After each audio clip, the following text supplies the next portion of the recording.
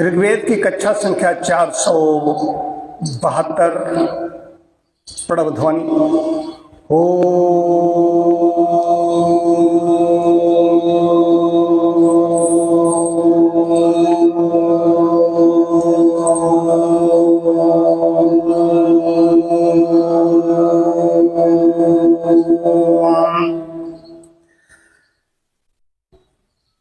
अष्टमम मंडलम का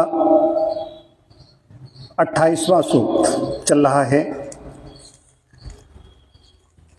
दूसरा मंत्र पढ़ूं उससे पहले प्रथम मंत्र का भावार्थ आपको बताऊंगा और उसके बाद में इसकी विवेचना करूंगा। ओम ये त्रिंशतित्रस्परो देवासो बधिरा सदन विदन दितासनन। यज्ञ में 33 देव आकर बैठे और वे यज्ञकर्ता को अभ्युदय और निःश्रेयस की सिद्धि करने वाले ऐश्वर्य को प्रदान करें। अब देखने के लिए तो है कि डेडलाइन है इसमें, लेकिन इतनी बड़ी चीज है कि इस पर महीनों व्याख्यान दिया जा सकता है। विद्वान लोगों की बात कर रहा हूं, वो लोग इस पर महीनों इस पर बोल सकते हैं। अब यज्ञ करने का मतलब यह नहीं कि बहुत बड़े याज्ञिक हो गए। अब इसमें क्या है कि कल जब चर्चा शुरू हो गई थी, 2 सदस्यों ने 33 करोड़ बताया। 33 करोड़ को यज्ञशाला के लिए अच्छी बात नहीं। यज्ञशाला के सदस्यों के द्वारा बड़ी प्रमाणिक बात जानी चाहिए। वो ऐसा नहीं, पहले भी बताया पहले भी, लेकिन इतना समाज में जो चल रहा है, प्रचलित चल रहा है, कुछ कथा भाषणों के माध्यम से, और जो सुन रखा है उन्होंने बस 33 करोड़ का 33 करोड़ ले रहे हैं। तो कोट का अर्थ करोड़ भी है, लेकिन यहां पर एक करोड़ अर्थ नहीं लिया जाएगा। श्रेणी आएंगे, प्रकार आएंगे। सबसे पहले यज्ञ है। यज्ञ में 33 देव आकर के बैठे और वे यज्ञकर्ता को, जो हम लोग कर रहे हैं, अभ्युदय और निःश्रेयस की सिद्ध करने वाले ऐश्वर्य को प्रदान करें। अभ्युदय निःश्रेयस धर्म की परिभाषा में शास्त्र कहता है इत अभ्युदय निःश्रेयस सिद्धि सधर्मा। इसमें अभ्युदय भी हो, निःश्रेयस हो। मृत्यु के बाद में ही वो मिलेगा जाकर नहीं। अभ्युदय अभी चाहिए तो कामधेनु इसलिए कहा गया है। अब 33 करोड़ का आप जान लीजिए। तो यज्ञ में 33 देव आकर के बैठे। कौन कौन से 33 देव हैं? 33 देव, 33 प्रकार के देव कौन से हैं? 33 करोड़ नहीं। यज्ञ में 33 देवता आकर के बैठे। कौन से बैठ गए? आपने आहुतियां दी, 33 देवता आए। कौन से आए? अब गणित सुनिए। 8 द्वारे जो जहां बस सकते हैं, जहां निवास कर सकते हैं, जो उसमें हमारे लिए देवता मतलब जो देता है। कई तरीके जो हमें देते हैं। उसमें 4 प्रकार के गुण बताए गए हैं, जिसमें एक भी गुण नहीं होता वो सामान्य मनुष्य हो जाता है। देने वाला तो देवता 8 बसों में है। पंचमहाभूत में पृथ्वी, जल, अग्नि, वायु और आकाश, ये 5 महाभूत हैं। 3 बचे। 3 में है सूर्य, चंद्र और नक्षत्र। कि सूर्य का, चंद्र का प्रकाश है, नक्षत्रों का प्रकाश है। ये 8 आपको, ये पंचमहाभूत प्लस 3, ये 8 हो गए। ये बसु। उसके बाद में 12 आदित्य हैं। 12 आदित्य क्या हैं? 12 महीने। तो उसमें 12 महीने हो गए, जो चैत्र, वैशाख, जेठ, आषाढ़ जो हमारे होते हैं हिंदी के, ये 12 महीने हो गए। 12 आदित्य हो गए। कितनी संख्या हो गई? 12 8 20 हो गई। तब बचे 13। 11 रुद्र हैं। 11 रुद्र में क्या है? 5 प्राण, 5 उपप्राण। 5 प्राण क्या है?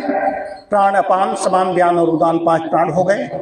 5 उपप्राण हो गए। देवदत्त, नाग, तकल, कूर्म और धनंजय, और प्लस 1 जीवात्मा। 11 रुद्र हैं। अब यहां पर हमने गड़बड़ी की। हमने अग्यारी डाली है, या हमने हवन किया है, या यज्ञ किया है, आहुतियां कितनी, उसका विधान है।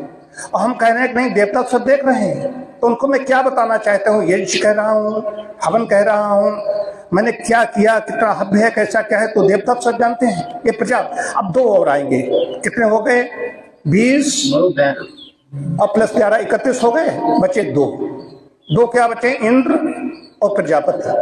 मतलब कि जो विद्युत है, विद्युत अलग आएगी, सूर्य अलग है, चंद्र अलग है, विद्युत अलग है, वो है इंद्र। और प्रजापति जो आपने हम सब लोग करके बैठे प्रजापति, तो प्रजापति है जो, तो प्रजापति ब्रह्म यही है जो प्रजापति ब्रह्मा जो पालक है सबका एक। इसको विश्व का नाद इसीलिए कहा गया है, एक एक चीज निकल कर का विश्व का नाम विश्व नाभि ही, ये विश्व के नाभि कहा गया है इसको। तो ये है, इसमें जो पालक है सबका, ये 33 कोट हो गए।